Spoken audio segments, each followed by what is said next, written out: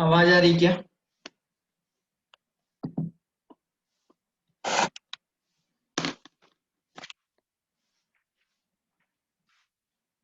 आवाज आ रही क्या? Yes sir. Yes sir. आ ही रही है ना? अच्छा, एक बात बताओ बेटा। जब मैं कल आपने जब क्लास पढ़ा था ना, उसमें आपको क्या सही से नहीं दिख रहा था क्या? बोलो। दिख रहा था सर। मतलब कहने का ये मीनिंग है कि आपको ऐसा तो नहीं हो रहा है, वीडियो रुक रुक के तो नहीं आ रही आपको दिक्कत, ऐसा तो नहीं लग रहा है? No sir. और स्टूडेंट को और भी एक दो लोग और बताओ बेटा। No sir. No sir. Sir कभी मतलब कभी ऐसा होता है, नेटवर्क प्रॉब्लम। अच्छा, मतलब जैसा और टाइम पे चलता था वैसे ही चल रहा है ना? ऐसा तो नहीं हो रहा कि रुक वीडियो काफी ज्यादा रुक तो नहीं रहा है ना? No sir. ओके। हाँ, एक्चुअली क्या है ना, कभी कभी तो होता है, खैर नेट की प्रॉब्लम रहती है, कभी आपके पास हो जाता है वाईफाई कनेक्शन में प्रॉब्लम, तो कभी इधर भी हो सकता हो। लेकिन क्या है कि ज्यादा नहीं होना चाहिए, अगर ज्यादा हो रहा है तो आपको मुझे बताना है, समझ रहे हैं ना? विश्वा पटेल, ठीक है।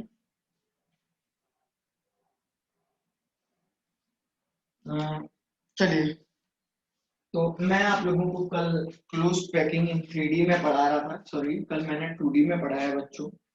आज हम लोग क्लोज पैकिंग 3D में पढ़ेंगे, है ना? आज मैं जो बातें पढ़ाऊंगा ये बहुत इंपॉर्टेंट लेक्चर है आज का। कल का लेक्चर भी बहुत ज्यादा इंपॉर्टेंट था, बहुत सारी बातें मैंने आप लोगों को बताई थी जो कि बहुत इंपॉर्टेंट है ना? और आज का लेक्चर भी मुझे लगता है कि जो है आप लोगों को जो है काफी अच्छे से पढ़ना है।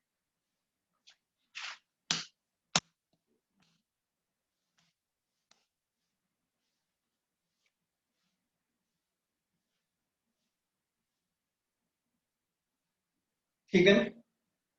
चलिए, दिक्कत तो नहीं हो रही ना बेटा? No sir.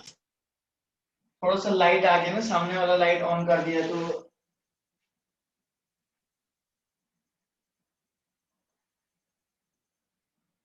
ज्यादा दिक्कत नहीं आएगी वैसे। क्लोज पैकिंग इन 3D हमारे पास, जैसा हमारे पास 2D में क्लोज पैकिंग था, सेम उसी तरीके से 3D में भी क्लोज पैकिंग होता है। हमने आप लोगों को बताया था बच्चों, जैसे 2D में आपकी 2 टाइप की क्लोज पैकिंग होती थी, उसी तरीके से हमारे पास 3D में भी क्लोज पैकिंग होता है। तो जो पहला टाइप का क्लोज पैकिंग होता है 3D में, उसको हम लोग बोलते हैं हेक्सागोनल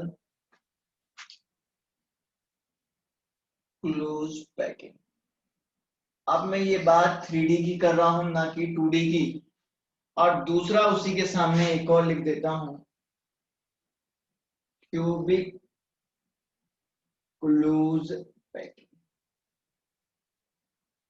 इसको बोलते हैं CCP3D, और इसको बोलते हैं प्यारे बच्चों HCP3। ठीक है? दोनों एक्चुअली ये जस्ट लाइक FCC की तरह है, इसका ज्यादातर काम ये FCC की तरह है, सब कुछ FCC की तरह ही है इसमें ज्यादा। इसमें तो हेक्सागोनल क्लोज पैकिंग आप लोगों को मैंने कल बताया था कि अपने घर में अपनी बुकलेट में आपको देख के आना था कि कौन सा किस तरीके से क्लोज पैकिंग का स्ट्रक्चर होता है, कैसे दिखने में कैसा दिखाई देता है, समझ रहे ना? ये सब चीजें आप लोगों को मैंने बताया था अपने घर पे देखने, ठीक है ना? तो सेम उसी तरीके से मैं, क्योंकि आज हम लोग 3D में उतना तो दिखा नहीं पाएंगे, बस मैं आपको थोड़ा सा कोशिश करूंगा कि कैसे विजुलाइज करते हैं किसी भी स्ट्रक्चर। ठीक, देखिए आइए, इस तरीके से मैं एक हेक्सागोन बनाता हूं। देखिए कैसा होता है इसका स्ट्रक्चर। ऐसा आपने क्या किया,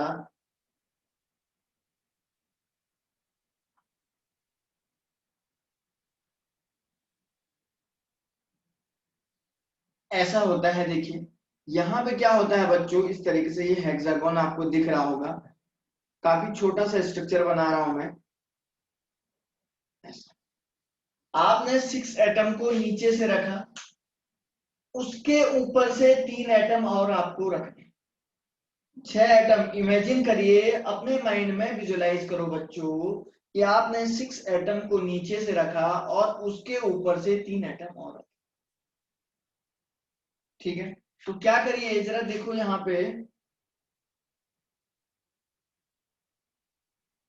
ऐसे आपने इसके ऊपर जस्ट 3 एटम और रख लिए। इसी के ऊपर है ना, थोड़ा बाहर तो नहीं बनाया ना मैंने, नहीं बिल्कुल करेक्ट बनाया है। थोड़ा सा छोटा बनाता हूँ इसको।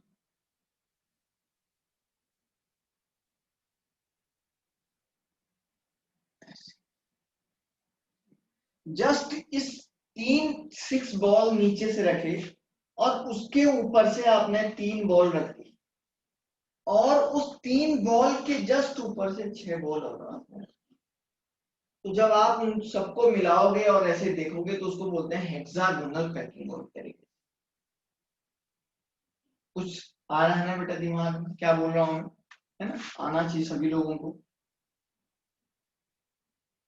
ऐसे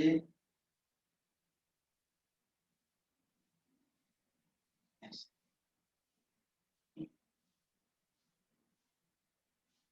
अब देखो आपको समझ में आ गया होगा यानी बच्चों। इसमें आपको दिख रहा है कि सर ने यहाँ पे जो है एक 6 एटम का एक और सेट ऊपर से रख दिया है। सबसे ऊपर वाले सेट में मैंने 6 एटम रख दिए, उसके बाद मैंने 3 एटम और रखे हैं, और यहाँ पे कितने रखे हैं प्यारे बच्चों, 6 और हल्का हल्का इसको मिला दीजिएगा। एक्चुअली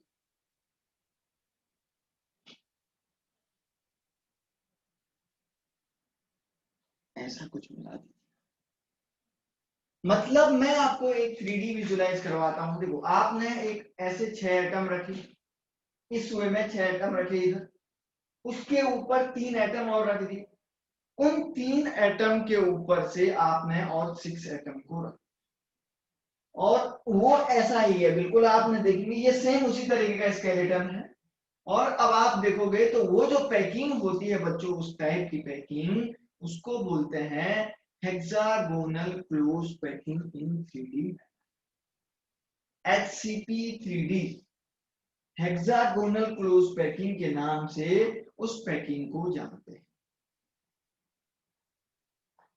क्या किसी को इस बात में डाउट है तो बोलो बेटा, किसी को कुछ पूछना है क्या, है ना? अब सुनो एक मिनट, अब सुनो बेटा एक मिनट। आपने कहा सर, सपोज ये लेयर को आपने कहा सर ये ए लेयर है, और इस लेयर को आपने क्या, इसको भी ए बोलोगे क्या? अरे नहीं, इसको आप कोई बी नाम दे दो, लेकिन इसको क्या बोलोगे, ए लेयर। तो आप बोलेंगे there are a b type of layer. ये पूछा जाता है एग्जामिनेशन में, कौन से टाइप की लेयर, समझ रहे हैं? ए बी टाइप का लेयर होता है। दूसरा जरा ध्यान से सुनो बच्चों, इसमें एक और पॉइंट बता देता हूं मैं। कोऑर्डिनेशन नंबर एक्चुअली मैं इसका यहाँ पे नहीं दिखा पाऊंगा, क्योंकि एक लैटिस सेल में जब हेक्सागोन को हम देखते हैं तो एक पर्टिकुलर एटम को जो है 12 एटम टच करते हैं। कितना एटम टच करते हैं बेटा, 12 एटम टच करते हैं।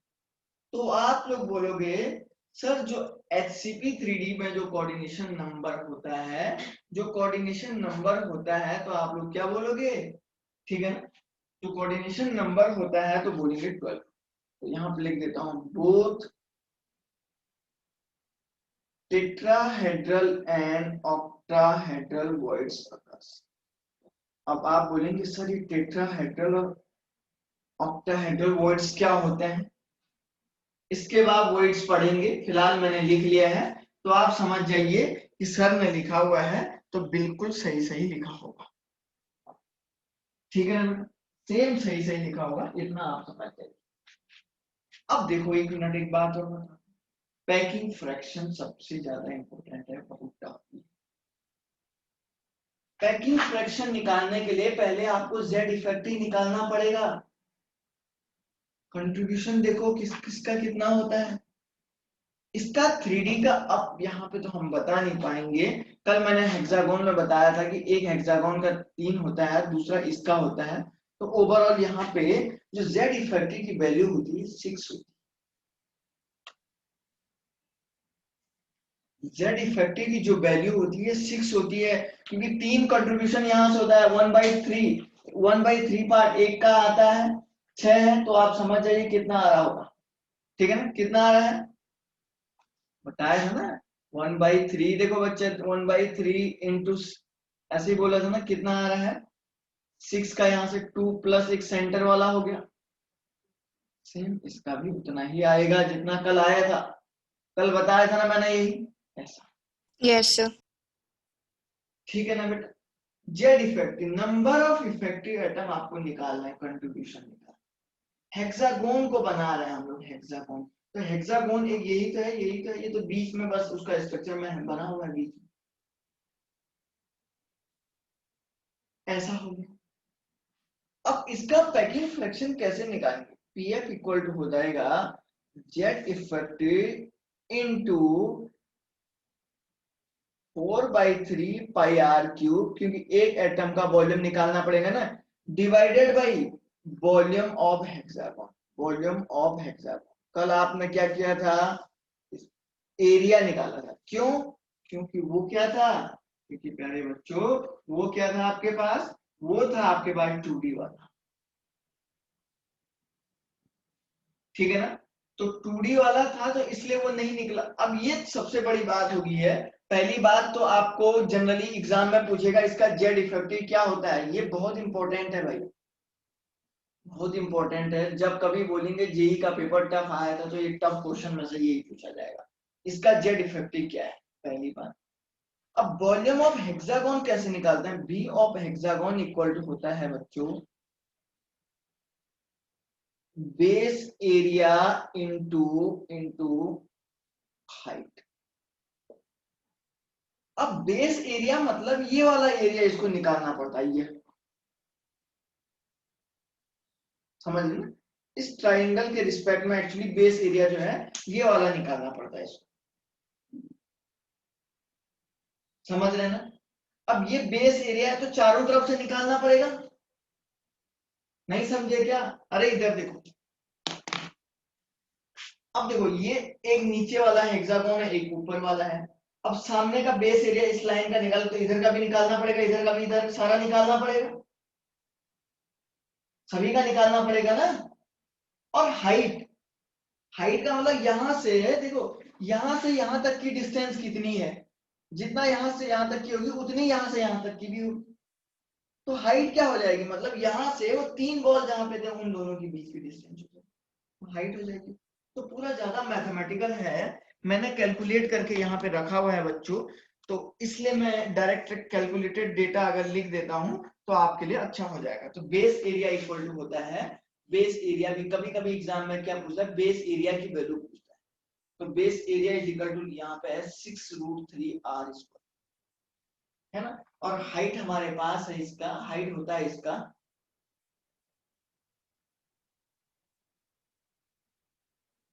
where a is equal to 2r हो जाएगा,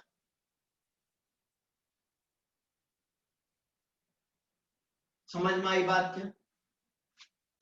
अब आप बोलेंगे सर आप ये सब क्यों लिखवा रहे हैं, अभी मैं क्यों लिखवा रहा हूँ वो भी मैं आपको बताता हूँ, सुनो।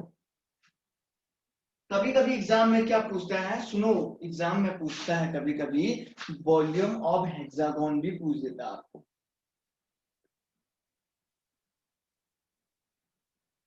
वॉल्यूम ऑफ हेक्सागोन, तो वॉल्यूम ऑफ हेक्सागोन यहां से निकल के आएगा,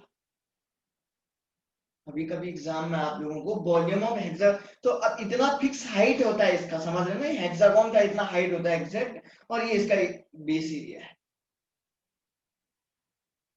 हम लोग निकालते हैं इसको, लेकिन इतना सब निकालने की जरूरत नहीं है, ये कभी कभी पूछ लेता है। तो आप लोगों को क्या करना है, base area 6√3r² into 2a into 2/3 ऐसा कर लेंगे। 6√3r² इंटू 2 इंटू a को क्या लिखेंगे 2r इंटू √2। अब यहां से जितना आंसर आ जाएगा तो आप बोलेंगे सर ये इसकी एग्जैक्ट वैल्यू हो जाएगी।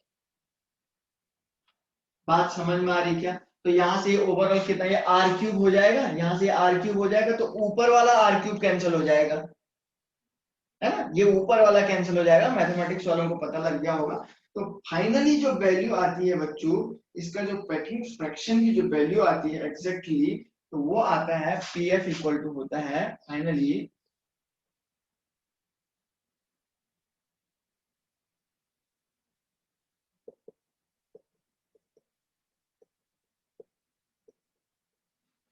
ये। एक्चुअली मैं चाहूं तो इसको पूरा उससे निकाल सकता था, लेकिन कोई मतलब नहीं बनता है, बड़ा लंबा टाइम चला जाएगा, कोई मतलब नहीं बनता उसका। तो एक्चुअली जो बेस एरिया है बच्चों, तो ये एक पहले इधर साइड का है, ये फिर इधर का आएगा, फिर इधर का आएगा, क्योंकि ये क्या है, ये क्या है, ग्राउंड फ्लोर है, ये ग्राउंड फ्लोर, तो ग्राउंड फ्लोर का पूरा बेस एरिया उसको निकालना पड़ेगा। और जब बेस एरिया निकालने के बाद हाइट कौन सा, ये वाला हाइट निकालना पड़ेगा, यहाँ से जो 3 बॉल तक की हाइट है, ठीक है ना, उसके बाद वो जो है वो पूरा जो है ओवरऑल जो है उसको 2 से मल्टीप्लाई करके फाइनली हाइट की वैल्यू दी। और कभी कभी हेक्सागोन का वॉल्यूम भी अगर आपको पूछता है निकालने को, वैसे नहीं पूछेगा, दूर दूर तक नहीं पूछेगा, तो आप निकालेंगे तो ऐसा। और बेस एरिया कभी कभी बोल देता है कितना है बेस एरिया हेक्सागोन का, और हाइट ये आपको वैल्यू मैंने लिख के दे दी, जेड इफेक्टिव यहाँ पे आपके पास। और अगर पैकिंग फ्रैक्शन अगर पूछ दे, वैसे तो अभी तक पैकिंग क्वेश्चन ऐसा पूछा नहीं गया, पैकिंग फ्रैक्शन ही पूछेगा वो अभी तक, पहला टाइप का क्वेश्चन ऐसे ही आएगा, तो ऐसा। बात समझ में आ गई क्या? आगे बेटा बात समझ में सभी को?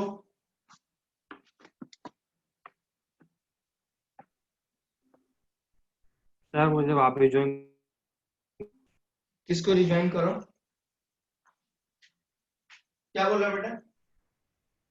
सर मैं अभी लीव हो रहा हूँ क्योंकि सर मैं लीव हो रहा हाँ, हूँ, चल नेट ब्लर आ रहा है, मतलब स्क्रीन ब्लर दिख रही है। हाँ, चल जल्दी कर। हाँ समझ में आ गया बाकी लोगों को? Yes. Yes, sir. प्रथम सोनी, हिमांशी,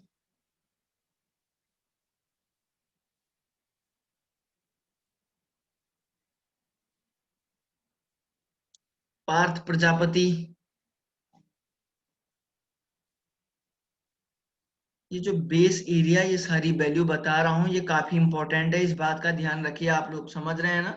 हो सकता है क्वेश्चन ऐसा पूछ दें तो आपको फिर टेंशन नहीं लेना है कि क्या होगा, कैसे क्या करना है, ठीक है ना, तो ये थोड़ा सा ध्यान रखना है, इसीलिए आपको समझाया जा रहा है,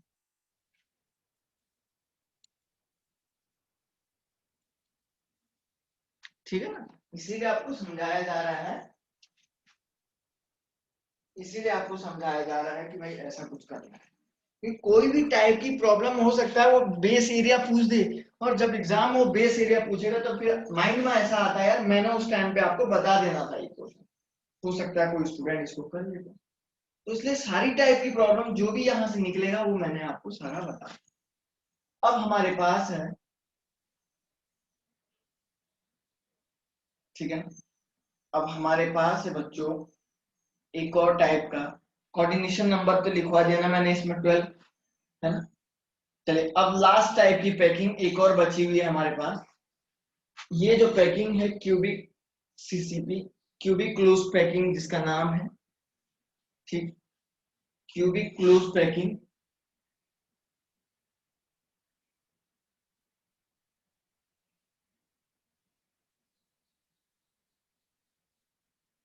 इसको CCP भी बोलते हैं बच्चों। ये जस्ट लाइक FCC की तरह होता है, जैसा फेस सेंटर क्यूबिक सेल में है सब कुछ वही होगा। थोड़ा सा इसका स्ट्रक्चर देख लो कैसा होता है, वही पुरानी कहानी रिपीट करो थोड़ा सा। ऐसे आपने क्या किया बच्चों,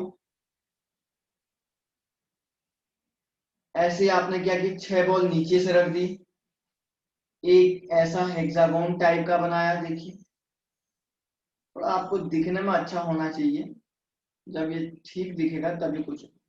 ऊपर से क्या किया फिर आप लोगों ने, इसके जस्ट ऊपर से आपने क्या कर दिए, 3 बॉल और रख दी,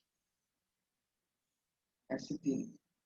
और उन 3 बॉल के ऊपर से क्या किया आप लोगों ने ये किया कि 3 और उसके जस्ट ऊपर से 3 बॉल और रख। अब ये देखो, ये बॉल का रखने का तरीका देखो, यहाँ पे 2 बॉल आगे हैं, 1 बॉल पीछे, 2 एटम आगे हैं, 1 एटम पीछे है, और यहाँ पे 1 एटम आगे है, 2 पीछे। तो दोनों का तरीका बिल्कुल अलग अलग है, ध्यान से देखिए। और एक और ऊपर से ऐसा कुछ कर दो,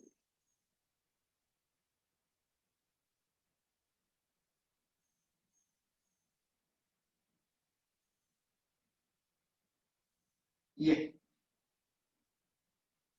ठीक दिख रहा है क्या?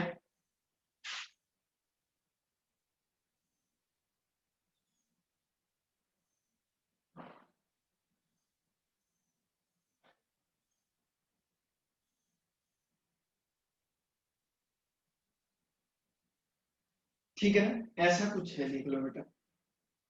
अब क्या होगा, यहां पे आप लोगों ने जस्ट इमेजिन करिए, 6 बॉल आपने सबसे नीचे रखी, 6 एटम, उनके ऊपर से 3 और एटम रख दिए ये वाले, और फिर उनके ऊपर से 3 और रख दिए, और फिर उन 3 एटम के ऊपर से क्या कर दिए, 6 और एटम रख दिए। तो एक ऐसा इमेजिन करिए 3D में, एक ऐसा डायग्राम बन रहा होगा, और जो पैकिंग बनती है उस पैकिंग का नाम होता है बच्चों क्यूबिक क्लोज पैकिंग, CCP इसको बोला जाता है। ठीक है ना, बहुत सिंपल टाइप की पैकिंग है। देखो अगर मैंने, देखो इसको ए टाइप की पैकिंग बोला, तो ये दोनों एक जैसे नहीं है, बिल्कुल भी नहीं, ये दोनों बिल्कुल डिफरेंट है, तो इसको आप बोलेंगे सर बी है। क्या ये दोनों एक जैसे हैं क्या? नहीं। अरे यहाँ पे 2 एटम आगे हैं, एक पीछे है, इसका जस्ट ये वाला अपेक्स पीछे को है और इसका ये वाला पोर्शन आगे। इधर एक एटम आगे है और 2 पीछे, तो ये दोनों कैसे हो सकते हैं एक दूसरे एक जैसे नहीं हो सकते हैं ना, ये दोनों एक जैसे नहीं हो सकते हैं। समझ में आ रही बात बेटा? तो इसको मैं यहाँ पे बोलूंगा, अगर ये ए है ये बी है, तो इसको क्या बोलेंगे, सी बोलोगे। और ये वाला जो पैकिंग इसका हो जाएगा, तो इसको क्या बोलोगे, ए टाइप की पैकिंग बोलोगे, क्योंकि पहली लेयर और जो चौथे नंबर की लेयर है, ये बिल्कुल के बिल्कुल सेम, दिखने में बिल्कुल सेम है। ये दोनों दिखने में तो सेम है, लेकिन यहाँ पे क्या हो रहा है बच्चों, 2 एटम आगे को है और 1 एटम पीछे। और उसके ऊपर वाली लेयर में जरा ध्यान से देखो, 1 एटम आगे को है और 2 एटम क्या है, पीछे को है। इसका अपेक्स पीछे को है और इसका आगे को है। तो आप इन दोनों को सेम नहीं बोलोगे, बल्कि कहोगे कि सर ये दोनों अलग अलग है। तो अब आपको ये बात समझ में आ गई होगी, देयर आर कौन से टाइप की पैकिंग है इसमें, there are ABC type of packing. ठीक है ना, ये पूछता है एग्जाम में, तो इसलिए ये है लिखना जरूरी है, याद भी रखना जरूरी है। इसमें जो है एबीसी टाइप ऑफ लेयर होता है। इस सॉलिड स्टेट से जो भी क्वेश्चन आएगा वो इसी नोट से आएगा, इस बात का ध्यान रख लीजिएगा। समझ रहे हैं? सॉलिड स्टेट टॉपिक से जो भी क्वेश्चन आएगा वो इसी जो पढ़ाया है उसी से आएगा, बाहर कुछ नहीं आएगा, इस बात को याद रख लीजिएगा। अब देखो कोऑर्डिनेशन नंबर जरा चेक करते हैं भाई। इसका कोऑर्डिनेशन नंबर उतना ही तो होगा जितना एफसीसी का है, कितना होगा 12, और पैकिंग फ्रैक्शन भी जितना किसका एफसीसी का है उतना ही होगा इसका। समझ रहे हैं ना, 0.7, जितना एफसीसी का है उतना ही होगा, पैकिंग एफिशिएंसी भी उतना ही होगा, 74%। Both tetrahedral and octahedral voids इसमें बीडी अकर्स। अब ये वॉइड्स क्या है, ये सबसे ज्यादा से ज्यादा इंपॉर्टेंट है, समझ रहे हैं ना।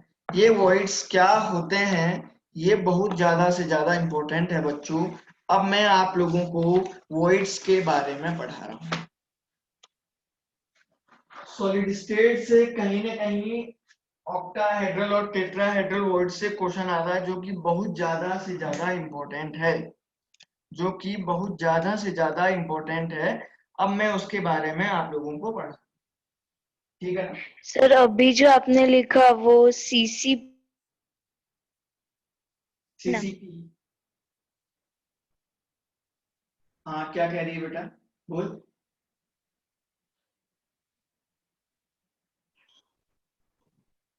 सर आपने ये अभी जो आपने डेटा लिखा है PF.074 और पैकिंग एफिशिएंसी, ये आपने दोनों क्यूबिक क्लोज पैकिंग और फेस सेंटर क्यूबिक के लिए लिखा है ना। हाँ, क्योंकि ये दोनों करीब करीब इसका पूरा सेम ही होता है, एक ही जैसा होता है, थोड़ा सा माइनर डिफरेंस है कि, ठीक है ना, बाकी कुछ नहीं है, इसमें सेम ही होता है पूरा। Okay sir.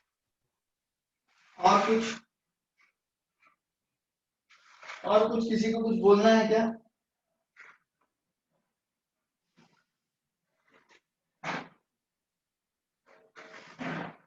हो जाएगा। यहाँ पे चमक तो नहीं रहा है ना, एबीसी एबीसी, ये चमक तो नहीं रहा है प्रिया? सर थोड़ा सा हो रहा है। लेकिन तुम समझ तो जा रहे हो ना सब लोग? हाँ सर। हाँ, तो लाइट देना जरूरी है बोर्ड पे। अगर लाइट नहीं दूंगा तो फिर क्या हो जाएगा ना, थोड़ा सा उस पे जो है शाइनिंग नहीं आएगी, मतलब ठीक से नहीं दिखेगा बोर्ड आपको, है ना। बाकी कोई दिक्कत नहीं, आप समझ जाइए, नहीं तो पूछ सकते हैं आप लोग।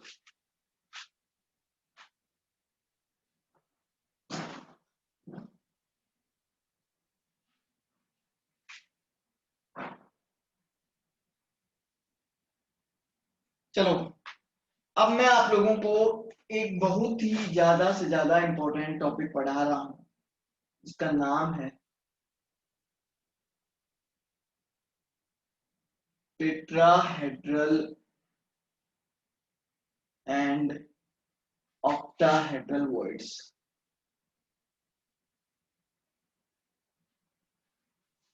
ठीक है ना, इससे जरूर क्वेश्चन आएगा बेटा, पक्का आएगा इससे क्वेश्चन, ठीक है। बहुत सिंपल वे में मैं आपको समझाता हूँ। पहली बात तो वॉइड्स का मीनिंग होता है खाली जगह। खाली जगह अगर कहीं पे बन जाता है उसको आप बोलते हैं सर वॉइड्स बन गए। Voids is just like a vacant space, है। तो अब क्या होता है जरा देखिए,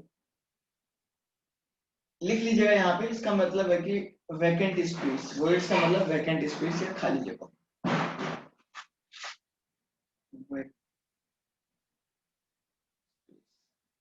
ठीक, अब देखो बच्चों, सपोज मैंने क्या किया कि 3 एटम ऐसे रख लिए,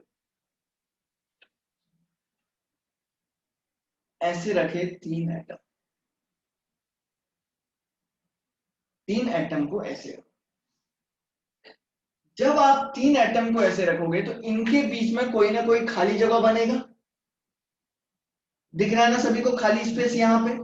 इमेजिन करिए, एक डिप्रेशन सा दिखता है ना जब आप 3 एटम को ऐसे रखोगे, तो 3 एटम को जब ऐसे रखते हो तो एक डिप्रेशन सा दिखता है, उसी डिप्रेशन को बोला जाता है वॉइड्स।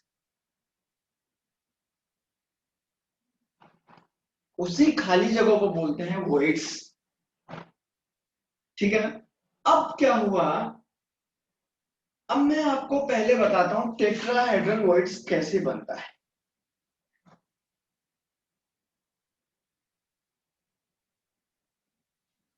टेट्राहेड्रल वॉइड्स कैसे बनता है उस बात को मैं आपको बताता हूं।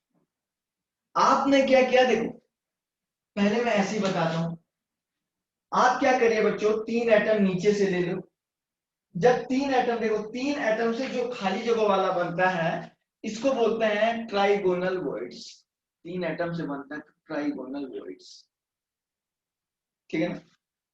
अब क्या किया बच्चों आप लोगों ने, 3 एटम लिए, 3 एटम के बीच में आपने देखा एक खाली स्पेस ऐसा बनेगा, 3 एटम के बीच में एक खाली स्पेस ऐसा बनेगा।